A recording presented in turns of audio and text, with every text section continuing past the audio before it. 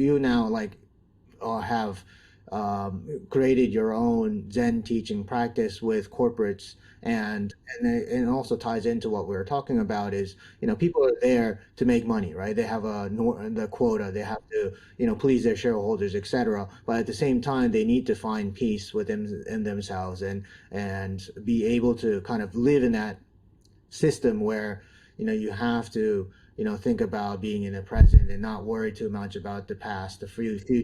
But at the same time, you still have to work your, 9 to 7 or whatever it is, to make your goals happen in a, very cutthroat corporate society. So like, how do you make that balance for them?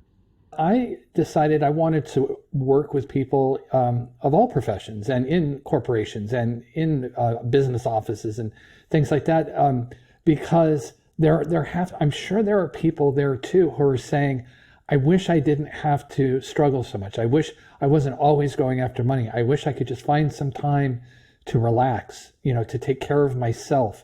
And my job, I think, is to go in there and show them not only that they can, but that it's possible. And there's a lot of ways I do that, and it, it would take forever to go into all of them. But some things, some concepts that I think are really helpful are, one, the idea of permission.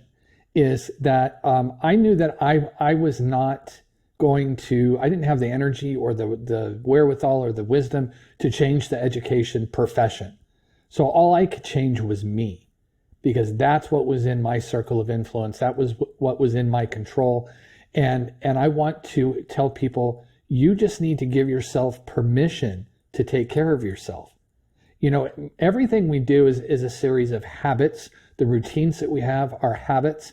And so all you really need to do is learn how to break the habit of being on that rat race, that hamster wheel, and give yourself permission to do things differently.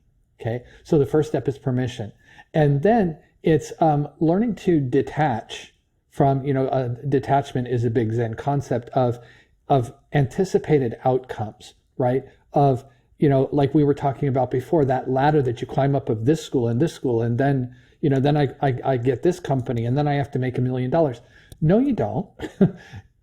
Have a plan, have kind of a direction that you want to move in, and don't worry about the how, and just kind of say, if it works out that way, great. But if I'm pursuing what I want and I'm moving in alignment with my belief system and my value system, wherever I get's going to be okay too. Because being okay with where you end up, I'm not saying don't have goals, don't have aspirations. Absolutely. I'm not saying don't take action. You have to take action.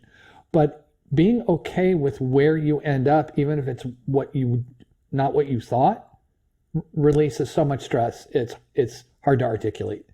And I always say that stress is kind of one common cause of stress is the difference between what we're doing and what we want to be doing. And so part of the key is to figure out, what do I want to be doing? And then take steps to get there. So permission and then detachment. I think that one big element of kind of giving people the skills and the tools to reduce that stress is gratitude. It's just always being grateful. And I remember workshops where I would say, okay, write down 5 things you're grateful for.